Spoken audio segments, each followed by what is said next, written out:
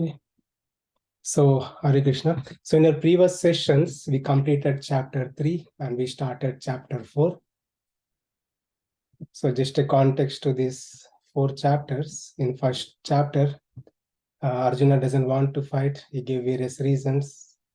And Krishna chastised Arjuna in the second chapter and gave various reasons why Arjuna has to fight. And where Krishna says Arjuna has to fight like a karma yogi, applying this buddhi. So then he eventually can come to the stage of a self-realized soul, or he can also practice Gnana Yoga. So in the third chapter, beginning, Arjuna asks the question, if my goal is to attain self-realization, why should I work? So to answer that question, Krishna speaks about the importance of karma, why Arjuna has to work like a karma yogi. In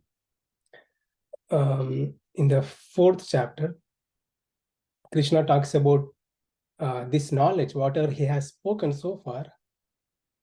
In this chapter, Krishna says, this is not the first time I'm speaking to you. I have spoken the same knowledge in the past to various people. Okay. And Krishna also tries to emphasize the fact that whatever the result one can attain by the practice of Gnana Yoga, through renunciation, the same result one can obtain by practicing Karma Yoga. So that is the essence of this chapter. So Krishna emphasizes the Gnana part of the karma. It's like not just working, but working with proper consciousness. What is the consciousness one has to have? So we covered this verse, text 1, where Krishna says, I have given this knowledge. This is not the first time. I have given this knowledge to Sun God. And the Sun God in turn gave this knowledge to Manu. And the Manu is the Vaivashvata Manu. And Manu in turn gave it to Ikshvaku, the king.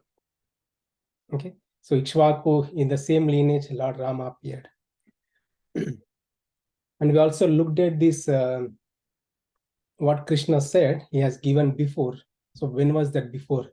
It was long time ago. It was some yuga cycles ago.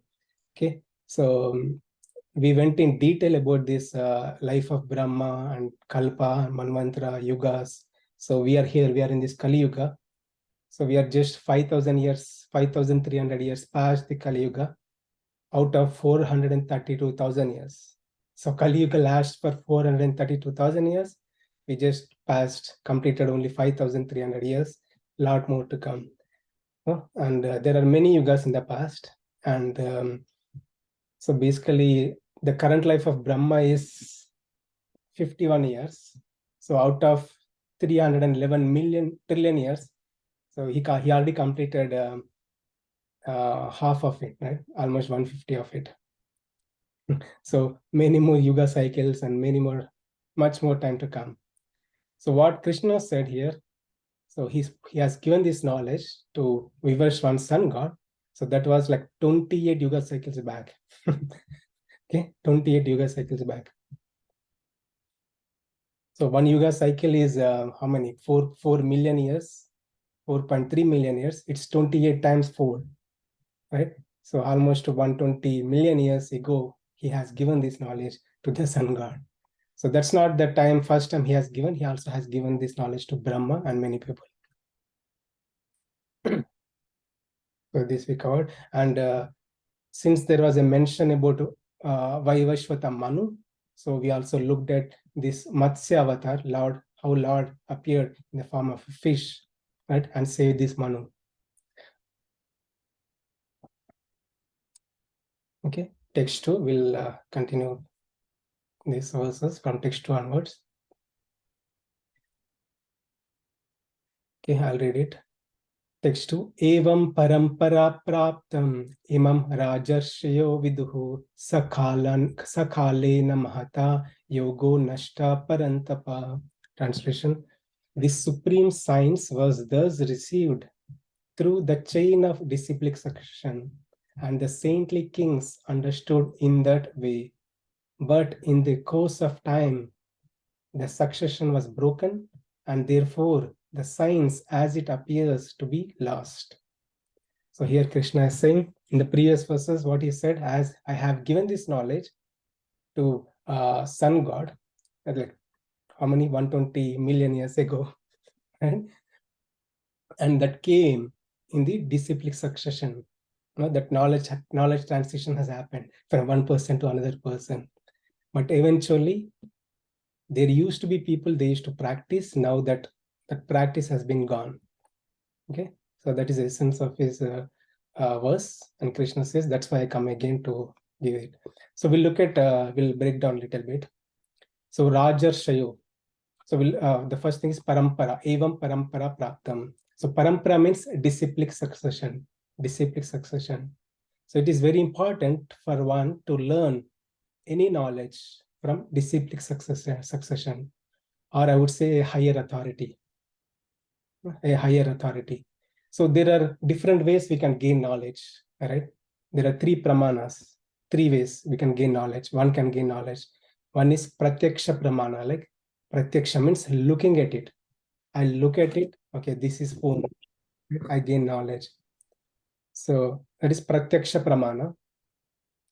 So we'll see, is gaining knowledge, looking at something is the right way to gain knowledge.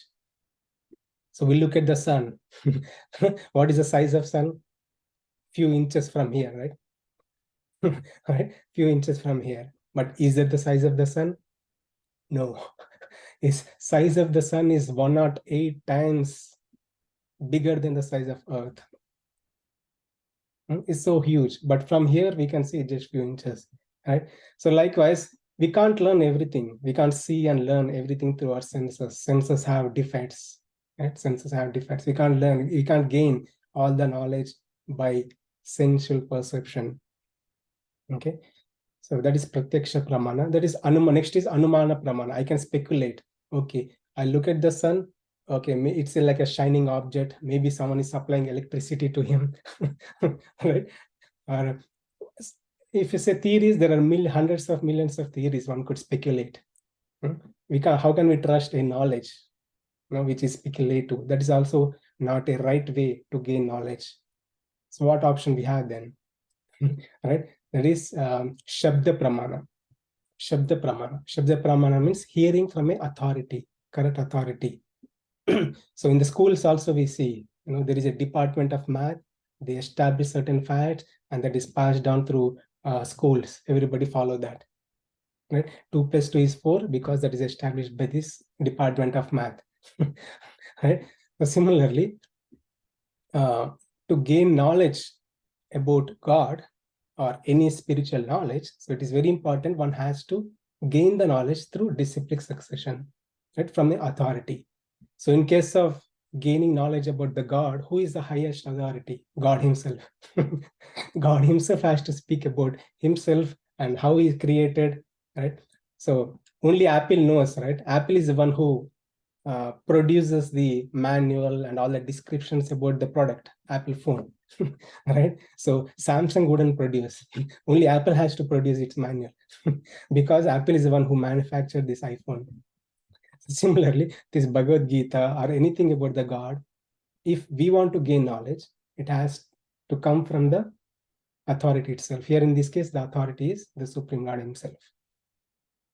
Okay, so that is the way one has to gain knowledge through proper disciplic succession in the proper parampara. And second point Krishna talked about is Rajar Shayo.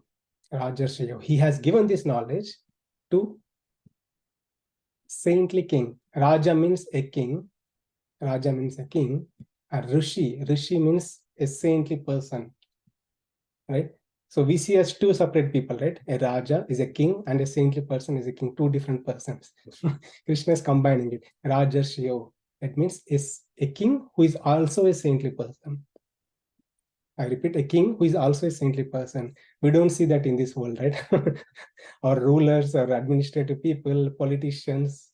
It's hardly we see a saintly minister or saintly president, right? It's hard to find. It's rare to find. Right? So Krishna gives this knowledge. He's saying, I have given this knowledge. I have given this knowledge to a saintly king. or I will give this knowledge to a saintly king. So one may ask question, why do you give this Krishna? Why don't you give to a saintly people? No, why you're combining this, saintly king? So it's very important that rulers have a role to play, right? Or administrator rulers who are uh, doing this administration, they have a role to play. They have to give all the nice facilities. He himself has to follow the rules, and he has to establish the rules. And there are so many rules and responsibilities of a politician or an administrator, right? So that is the reason the knowledge, when the knowledge is given to such a person, there will be peace and prosperity everywhere. Everybody will follow. Right? If the ruler itself is going in a wrong direction, everybody goes in the wrong direction, right? Yeah. So that is a message. So that's why Krishna gives this knowledge to a saintly king, so that there will be proper law and order and administration.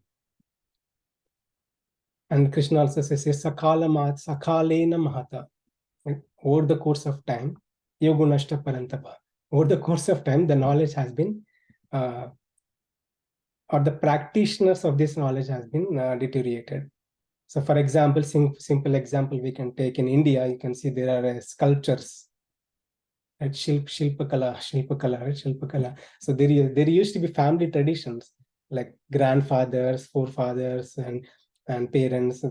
They used to do this sculpture work, and they used to pass down that knowledge, right, to their children and their children, their children. That's how the knowledge has to be used to be passed down. Right. So over the course of time, like, there used to be good people before. Now, like, very rarely we can find these kind of people, because they don't want to practice. They want to move out and try out something else. So that's how the knowledge is there. Knowledge is there. The practitioners are lost. That's what Krishna is saying. Is spirituality, the path of karma yoga, or the spirituality or the knowledge of Krishna is there, still there. The practitioners are lessened. No one is practicing now. Okay. And speaking about disciplic succession, so there are 4 different sampradayas. Like, these are like bona fide sampradayas. So these are widely accepted by all the philosophers, all the acharyas. Right? So one is Brahma Madhava Sampradaya, and Sri Sampradaya, Rudra Sampradaya, and Kumara Sampradaya. This knowledge is originally from Krishna, has given to Brahma, Lord Brahma, and Lakshmi Devi, Mother Lakshmi, and Lord Shiva, and Kumara Sampradaya. So, and it is passed down. It's like a disciplic succession, it is passed down.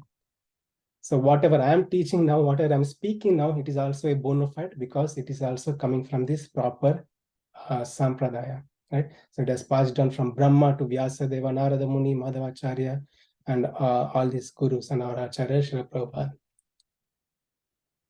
So what I'm trying to say is, like, whatever I'm speaking, it is also bona fide. It is coming from proper Sampradaya. So to gain any spiritual knowledge, it is very essential for one to follow or learn or understand from a proper disciplic succession. Okay, life lesson here: learn the right knowledge from the right source. Simple. So, and leaders and administrators must read and follow Bhagavad Gita. It is specifically designed for them. So knowledge of Bhagavad Gita is specifically designed for the administrative people, so that they can give the same thing to their subjects. Okay. So in this verse, we'll see. Can someone read English and Sanskrit and English?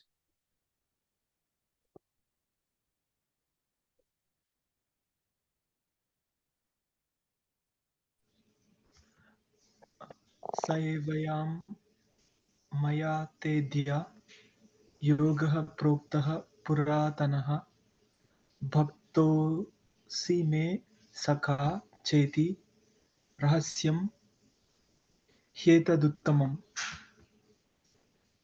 That very ancient science of the relationship with the Supreme is today told by me to you, because you are my devotee as well as my friend, and can therefore understand the transcendental mystery of this science.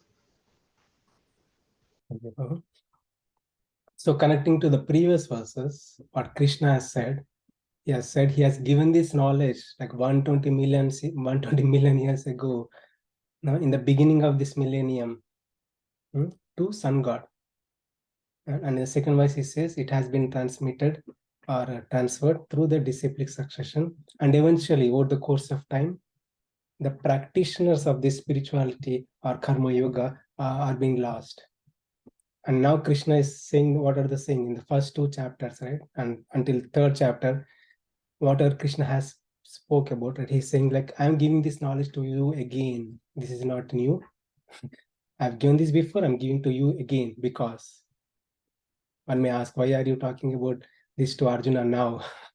Krishna is saying, because you are my devotee and friend, Bhakta and Saka. Very important verses, very important verse, Bhakta and Saka. And Krishna also says this is Rahasyam. It's very confidential knowledge. The knowledge of Bhagavad Gita is very, very confidential knowledge. So it is said in our Bhagavatam and various scriptures, like it's very, very rare for one to attain a human body. Right? Even after attaining human body, it's very, very rare for one to gain knowledge about this Bhagavad Gita or knowledge about spirituality and spiritual subject matters. And Bhagavatam says, like, if a person would have had like really good spiritual credits, unless one has a spiritual credits, there won't be any inclination towards learning spirituality. Right? So this confidential knowledge, Krishna says about this confidential, like throughout 18 chapters, he says this. Right? Confidential knowledge, I'm giving this to you. So the knowledge of Bhagavad Gita is very, very confidential, because it helps us to attain moksha, liberation from this repeated cycle of birth and death. Sure, right? Like it teaches us, Bhagavad Gita teaches us how to live in this world. That is good. And how to attain, how can we live a better life in this world? And how can we attain a life which is, better than any of the lives we had before. There's a life in the spiritual world. So that's why Krishna is saying it's so confidential. And one more important point, Bhakta and Saka, for one to gain knowledge, it's not so easy. One has to have a spiritual credits, some spiritual inclination, like by getting devoted to the Supreme Lord, like becoming a Bhakta, one can gain this knowledge. And in case of Arjuna, Arjuna is a Sakai, Arjuna is a friend. That's okay, that's understood. Arjuna is a friend and Krishna is speaking to him. That's fine. But in case of us, like we may not be friend of a God. We can be if we want. But in case of us, like we have some natural spiritual inclination, like devotee, devotional attitude, or devotional inclination. That's why Krishna is also giving to us. So the message of Bhagavad Gita is not just to Krishna, it's for us too. Right? And another important thing, so what is the best gift we can give to our friend? If we consider a person to be our friend, what is the best gift we can give to him? And this is a question to you. Can someone answer? Like, what is the best gift we can ever give to a friend?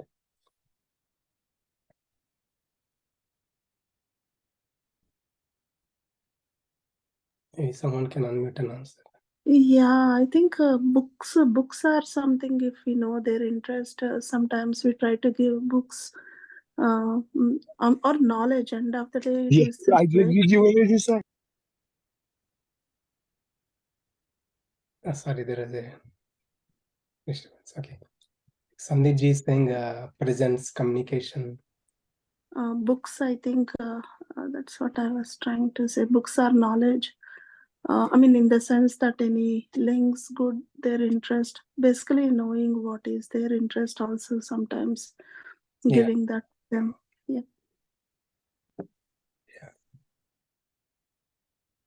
Chris has something to say. Chris, you want to say something? I just agreed 100% that knowledge is one of the best gifts. I mean, you give me that gift. Everyone that I have met at ISKCON or the temple has helped me with the knowledge. So I do believe that knowledge is one of the best gifts we can give to a friend or a family member. And again, I agree with books. I've got like 6 Gita copies now, and I'm gonna work on getting that down to 1 and give those to other people. So that's what my goal is. But Oh, nice. I agreed with everybody that everybody said. So Hey, you got the right point, Chris. Thank you. Thank you for sharing. You got 100% on it. Yeah. So if you consider as a friend, if you consider a person as a friend, if we could give different gifts, right? We can give a phone, I give laptop or a car or a gold or a money. So these are all material things. These are all perishable things. You can give a phone, like how long he can keep the phone, like 1 day or 1 year, 2 year, 5 years. They will get damaged. He has to throw away. He has to move on, right? So anything material, anything material wouldn't last. Is it the best thing we want to give? If you consider a person as our own friend, the best thing, as Chris said, like the best thing we can give is knowledge, gnana, knowledge.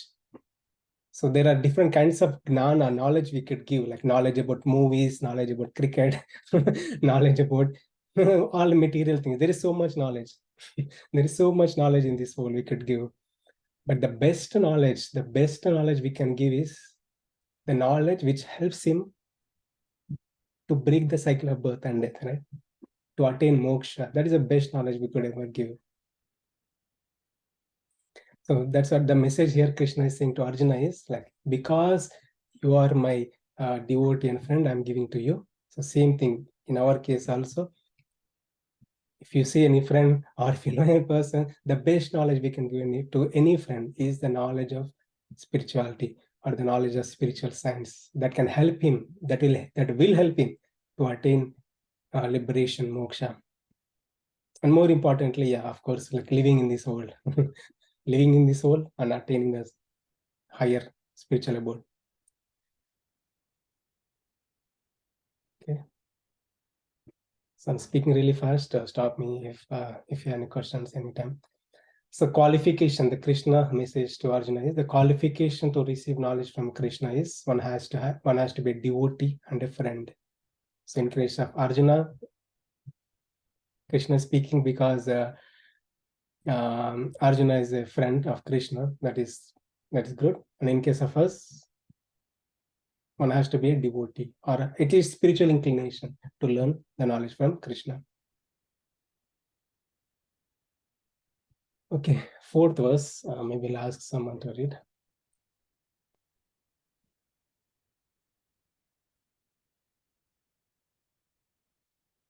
Before Sai was animated. Go ahead. Shiva, go ahead, Shiva. Yeah, sure. Yeah, Arjuna Uvacha Aparam Bhavato Janma Param Janma Vivasvahataha Katam Yathada Vijnanayam Tvam Adav Praptavaniti. Okay, Arjuna said, the sun god Vivasvan is senior by birth to you. How am I to understand that in the beginning you instructed this science to him? Thank you. So in the previous verses, Krishna said, I have given this knowledge. This is not the first time I'm giving to you. I have given this knowledge to you, to sun god before. And we looked at that was like 28 yugas back. It was like 120 million years ago. And and here Arjuna is asking question, hearing that, really Krishna, I have been seeing you, right? From the childhood onwards, we both are friends, right? And Krishna is none other than like, is a relative, is a cousin to Arjuna. They both are friends. They didn't grow up together though, but Arjuna knows very well like about everything about Krishna, right? Now this question is not just to Arjuna. Arjuna is asking this question, but there is a deeper meaning to it. It applies to us also. Like many things we can uncover. We will see that. So the question is, like, Krishna, you spoke this to Vivaswan, the sun god. Is sun god senior by birth to you? The sun god is senior by birth to you. Like, sun god is like he appeared 120 million years ago. How can I understand you were there at that time also? I'm seeing you right now. How can I understand you were there long 120 million years ago? That's a question of Arjuna. Okay. So the biggest question comes to us, is Arjuna not aware of the divinity of Krishna? Arjuna not aware of the divinity of Krishna? Arjuna knows, he really knows. He knew from his mother Kunti Devi, and they are very much devoted to the Supreme Lord Krishna. They know very well. They know very well. And this question is very pertinent for many readers. The people who are reading Bhagavad Gita, we may not have faith. We think that, okay, the person who is speaking Bhagavad Gita is Krishna, maybe he's also a human like us. Maybe he's also human like us. Or he's taking birth, he's performing many pastimes, maybe because like he has some special abilities, but he's still a human. Many people have these questions in the mind. We'll see the 6 categories of questions one would ever have. Okay, and Krishna is going to answer this, answer to Arjuna's question in this set of verses from 4th and 5th onwards. So we'll see. So these questions everybody will have. Everybody will have in this, right? Mostly people will have. The people who doesn't have knowledge, proper knowledge about who God is, they will have these questions. The question is Krishna's birth real or illusion? When God takes birth, is that an illusion?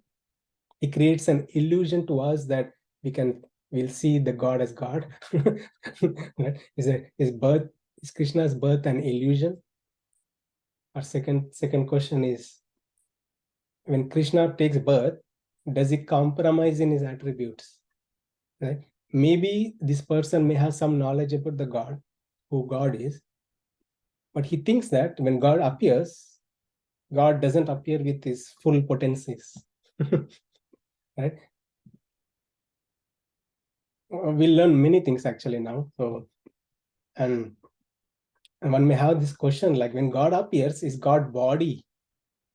God body would also deteriorate like us. I know my body is getting deteriorated every day. When God appears, God body also will get deteriorated like us. If any person have any of these questions, then Krishna is going to speak answers to these. And another important question, is Krishna also born out of karma? I mean, we know we are born out of our karma. We are pushed. We don't know our parents before.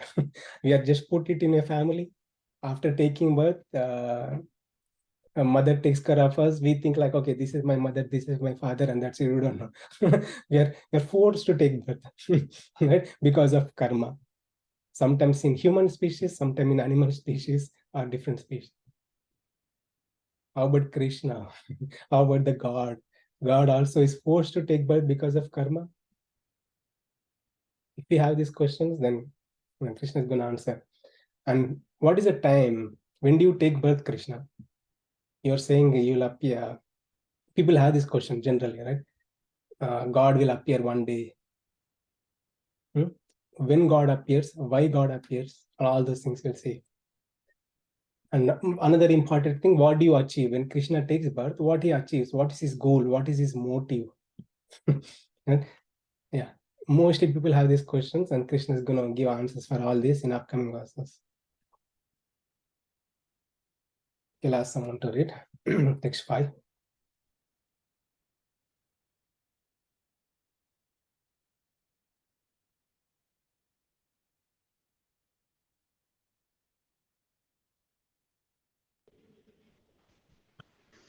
श्रीभगवानुवाच बहूनि मे व्यतीतानि जन्मानि तव चार्जुन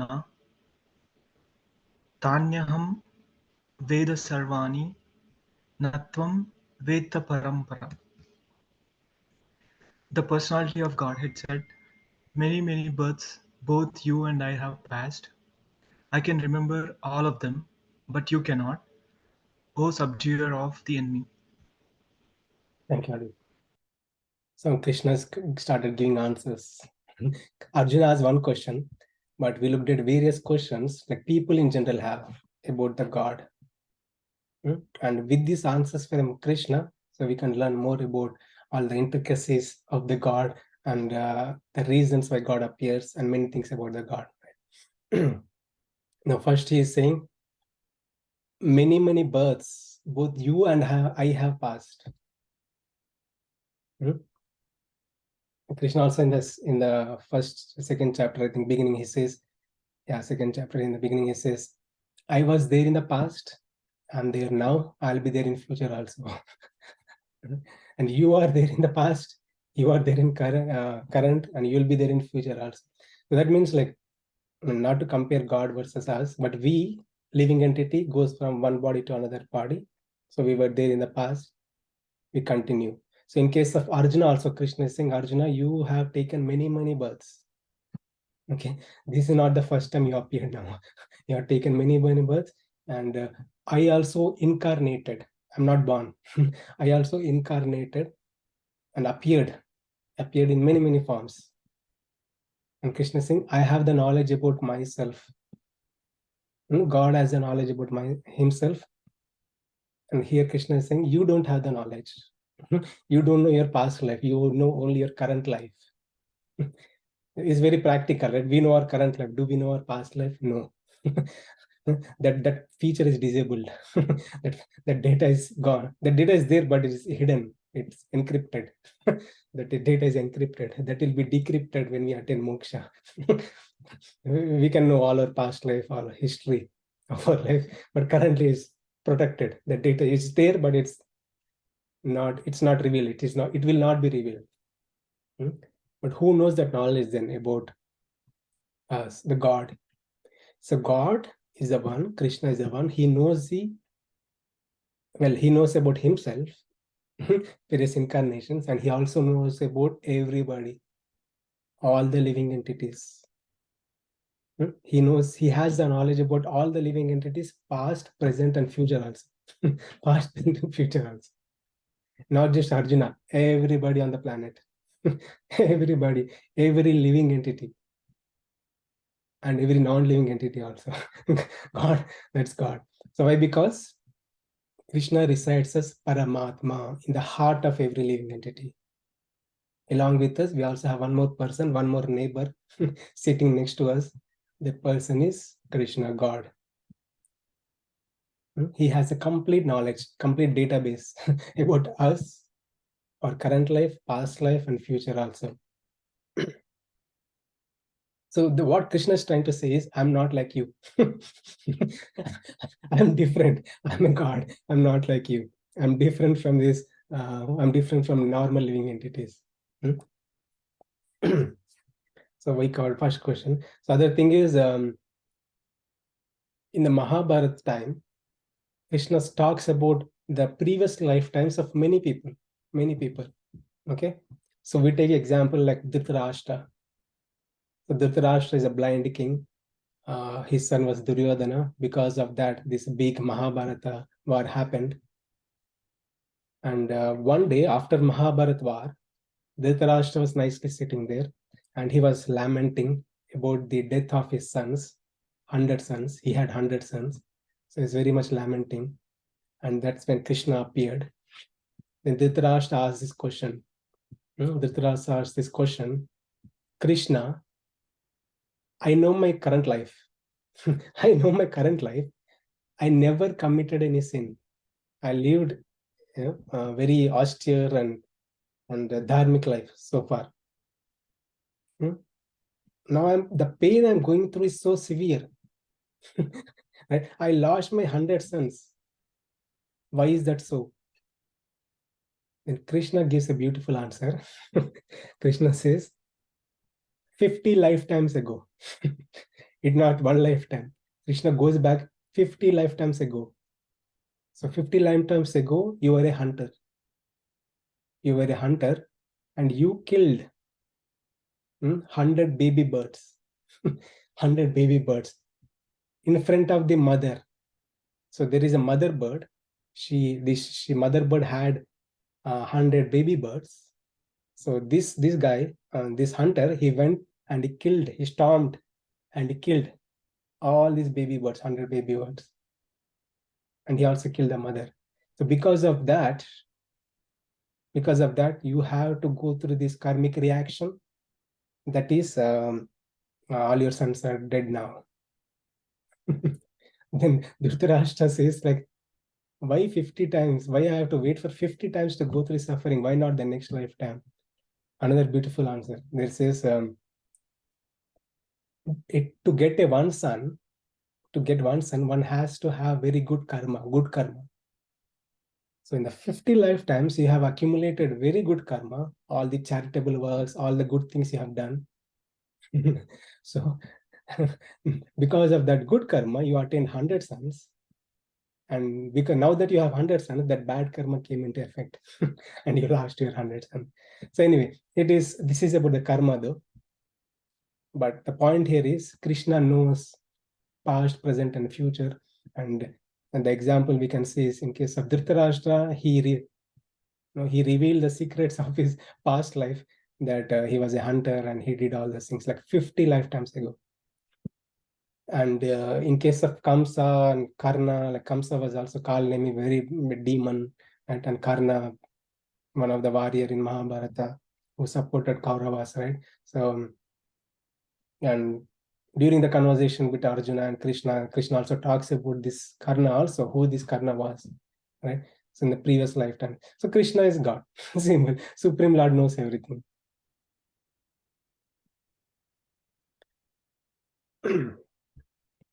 Okay, and we'll see another important thing. Maybe I'll ask someone to read.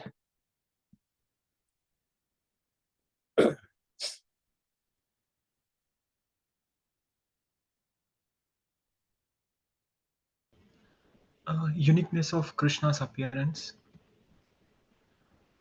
Ajopi sanna vyayatma bhutana mishwaropi san prakritim swamadhishtaya sambhavamyatma mayaya. Although I am unborn and my transcendental body never deteriorates, and although I am the Lord of all living entities, I still appear in every millennium in my original transcendental form. Thank you. So here in the previous chapters also, Krishna revealed his identity, and he is revealing again that he is a Lord of all living entities. Bhutanam Ishwaropi. Bhutanam, all the living entities. Ishvara, the supreme controller of all living entities, is declaring himself boldly that he is a God, he is a Lord, right? And what he's saying is, he's unborn. Okay, we take birth because of karma. Here is unborn. And God doesn't. God is not born from somewhere else. In some spiritual world, God also takes birth. No, there is no birth. He's unborn. God himself, Krishna himself, is saying he's unborn. And another important point: his body is transcendental. His transcendental body, which doesn't deteriorate. He's unborn, and his transcendental body. His body is transcendental body. Let's talk about what is transcendental body. What is transcendental body? So our body, which is made of these 5 elements: earth, water, fire, air, ether, Panchabhuta. And also different vayus, Panchavayus.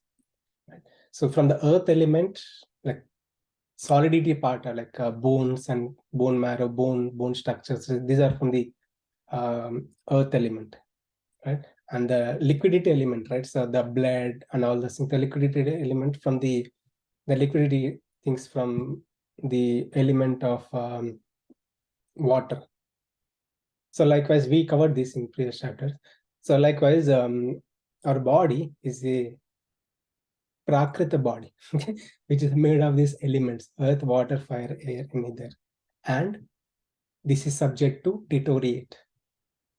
It's very, we can see it, it's very practical. We can see our own body.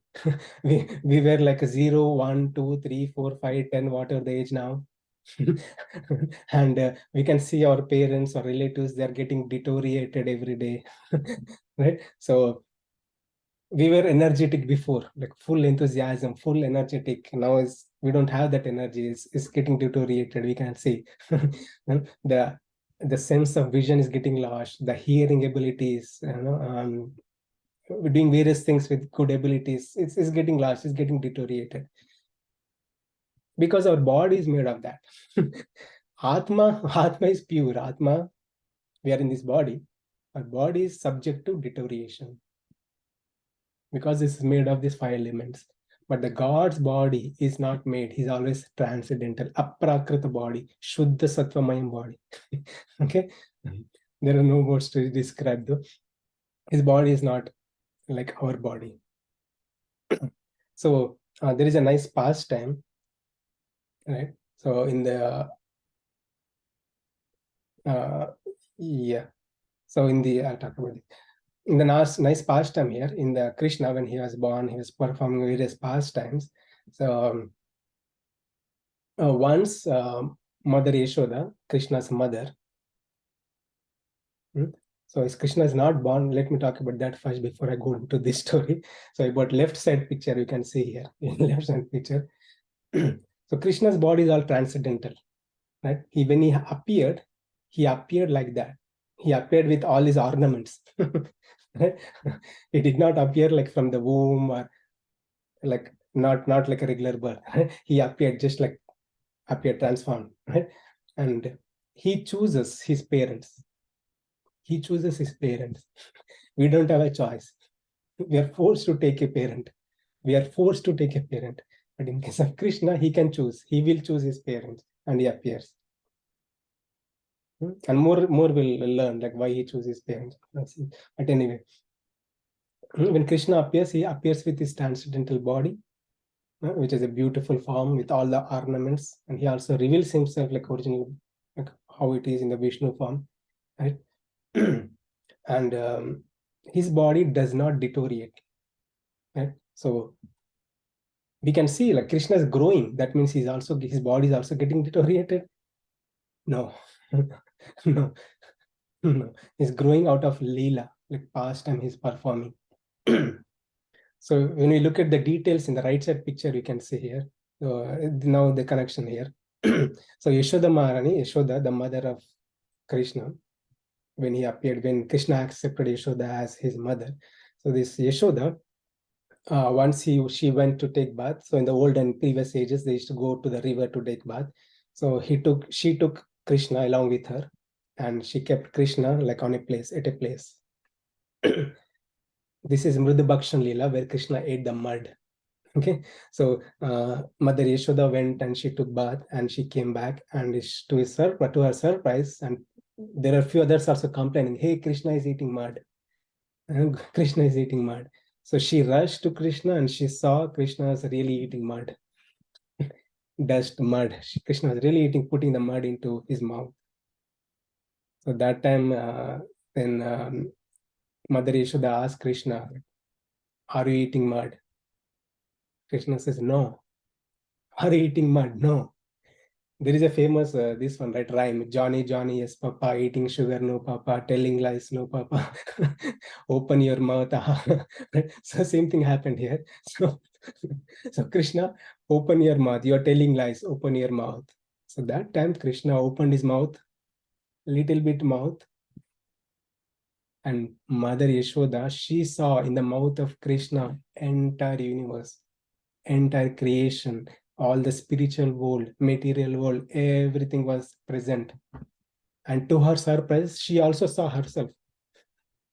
She also saw herself watching the mouth of Krishna in the mouth of Krishna. In the mouth of Krishna, she also saw herself. She's watching Krishna. She was totally bewildered. So that's the transcendental body of Krishna. His body is not like our body. If you open the mouth, like all the dirty things will appear, broken teeth, and so that's the transcendental body of Krishna. in this Leela, from this Leela we can see. And we know Lord is all Lord is the Ishvara, supreme controller. And another important point, when he appears, this is one of the questions, right? When he appears, does he lose any attributes? Does he lose any attributes? Krishna is saying no. I come in my original transcendental form. Prakriti Swamadhisthaya. Sambhavami Atma Maya. Like as he is. In the spiritual world, whatever the form he is, what are the potencies he has, he will, when he appears with the same potencies. No change. No change. So one may have this question. Okay, God, when you appear, do you also get influenced by this Maya? Right? When we take birth, like we are forced by this Maya, right? The three strings always pulls us. Mode of goodness, mode of passion, mode of ignorance. That's Maya Shakti of the Lord. That's a Prakriti or Maya Shakti, or three modes of material nature, right? Mode of goodness, passion, and ignorance. Sometimes we are in goodness, sometimes we are extreme passionate, sometimes we are lazy, sleepy. And Krishna is giving answer that Maya has no effect on him. Maya has Prakriti Swamadhisthaya. Maya has no effect on him because I am the controller of the Maya. So Krishna being the controller of the Maya, Maya has no effect on him. Maya has no effect on him.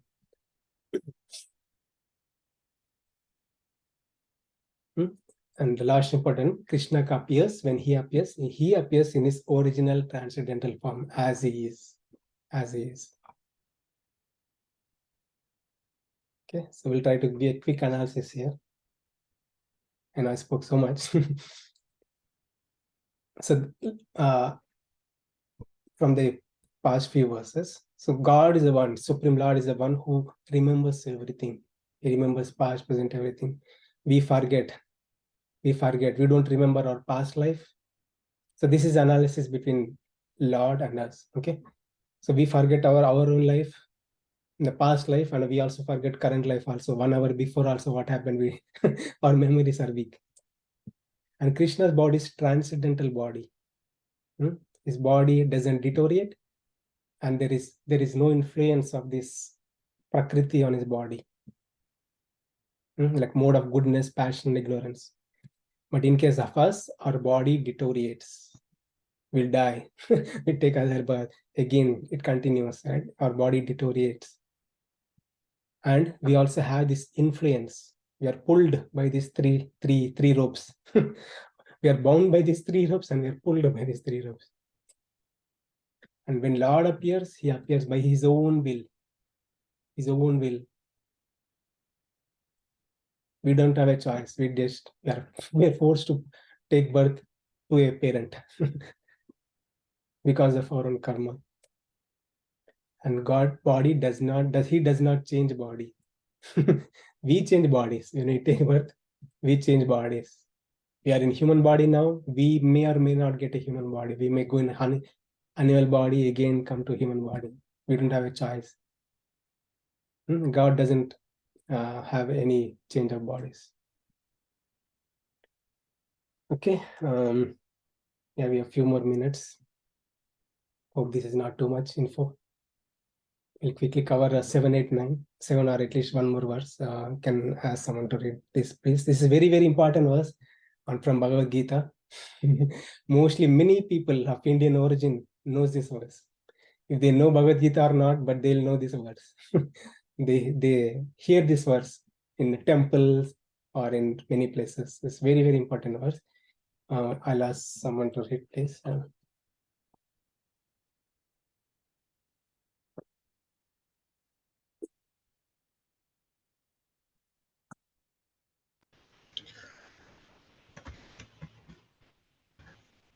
Time of Krishna's appearance. Yada yada hi dharmasya glanir bhavati bharata abhyuthanamadharmasya tadatmanam srujamyaham. Whenever and wherever there is a decline in religious practice, O descendant of Bharata, and a predominant rise of a religion at that time I descend myself. So in the previous verse, what Krishna said, my body doesn't deteriorate. I appear in my transcendental form. So one may have this question, when do you appear, Krishna? Okay, I understood. Understood that you appear in your transcendental form. But what is the time? Can you tell me the time? When do you appear? How would I know you will appear in this time? Right? So that is the Krishna saying, Yada yada hi dharmasya glanir bhavati bharata abhyudhanam adharmasya tadatmanam shrajami aham. So whenever Krishna is saying the time, whenever and wherever, the location, place, time and place, when there is a decline in religious practice, people are not following dharma, and a predominant rise of irreligion, adharma is increasing, evil forces are getting more powerful. Krishna is saying that is the time I appear myself. So what is that? When the practitioners of dharma is declining, people are not even practicing dharma here. What is dharma here? So the dharma in this context means the laws, the universal laws. There are many laws in the Vedas. In short, what are the laws I can understand, apply now? The laws here, the message of Krishna, the Bhagavad Gita, simple, short. So there are so many laws. Dharma Shastra, if you go to Dharma Shastra, Manusmriti, there are so many laws. So what applies to us in this age is like the message of Krishna is very, very applicable. So the practitioners are reducing. No one is practicing. And people are going a wrong direction, a dharmic life. Going against God, going against the teachings of the God, and also creating problems to others. Another important thing, creating problems to others, creating disturbance in the society. God appears. Okay, so in simple example, we can see in the law and order of the government also. In the government, right, there is a government, US government. If people are following all the rules and regulations, traffic rules or whatever the rules, community rules or whatever the rules, if practicing, government doesn't interfere, everything is good. Right? If people are not practicing, right, any laws or rules, everybody's coming out and protesting, and people are throwing stones at each other, and they are demolishing, destroying the whatever stores or whatever. The people are throwing the stones at each other, and also throwing stones or bombs at others' homes. So much disturbance in law and order. Right? The government has to take charge. Government has to take charge and protect the dharma, protect the law and order. So that's what Krishna is saying. I am the one who come to protect the law and order. Right?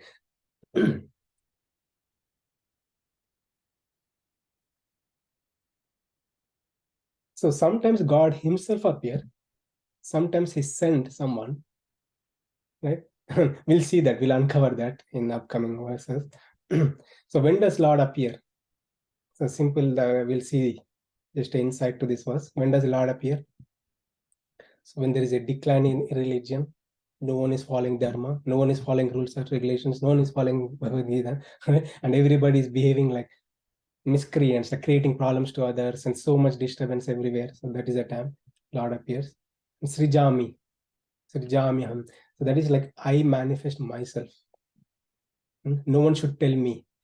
The time of God appearance is only God decides. No one would tell like, hey, you go and protect.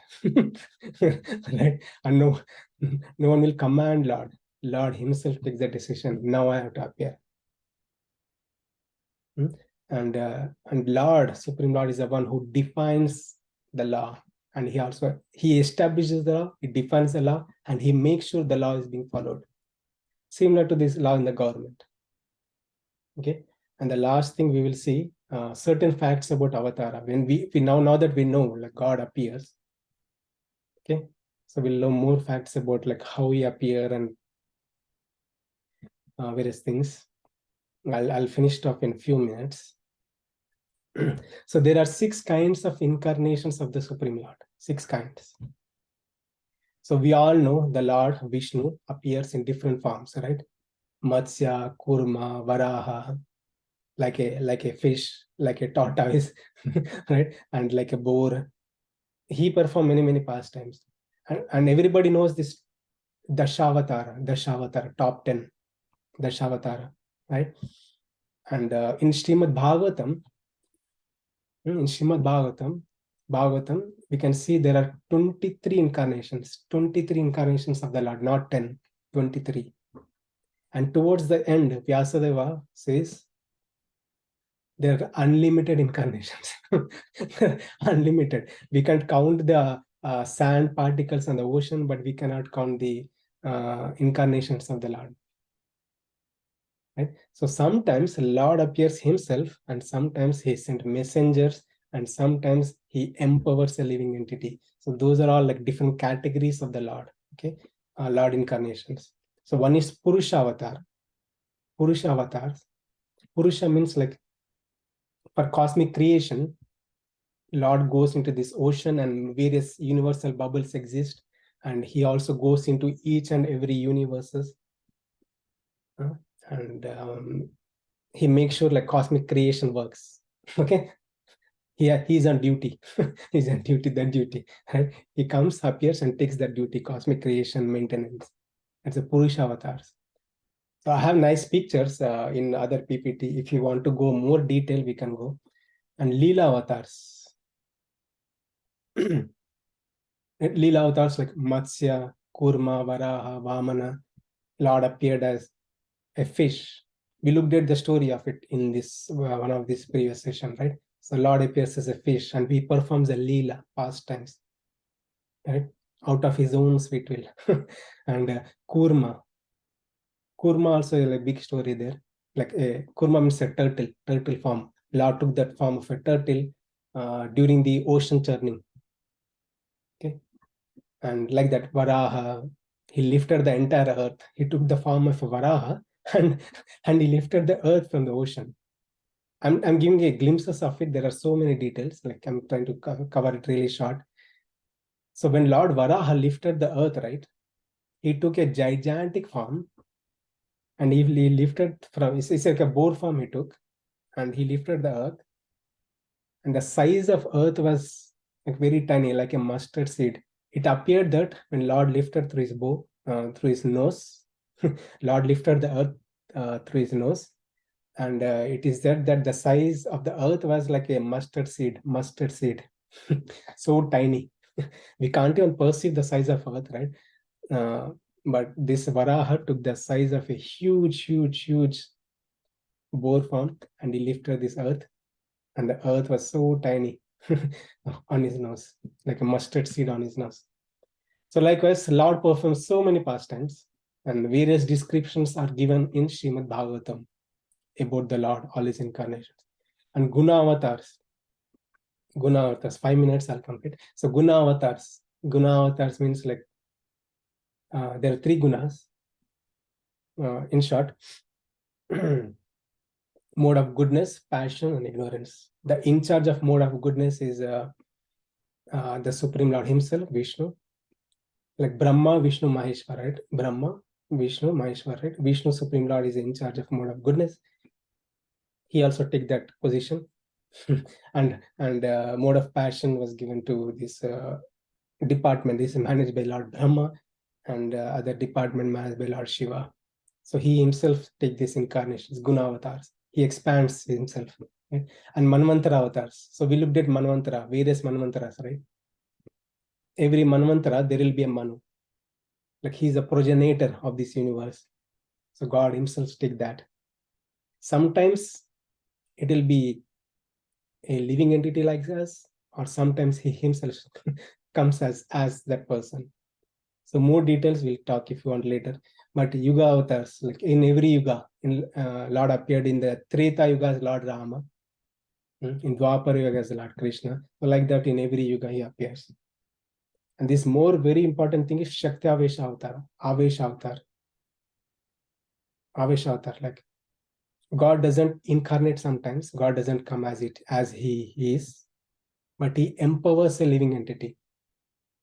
Like you or me. You or me. He picks. Okay, he picks based on our condition, but he picks a living entity and he imparts the potency, God's potency into that person. So example is Parashurama. Parashurama and like various preachers, right? Srila Prabhupada and various acharyas, right? Ramanujacharya, various acharyas. Like he imparts his potency into that living entity for a reason, for a purpose. So we can go detail if you want later. Okay. So in the next verse, next session, we will see what is the purpose of Lord appearance. Okay. So now that we know about the Lord, why and when he appears, and we'll see like what is the purpose he tries to fulfill when he appears as a Lord. So that we'll see next session. I'll stop here.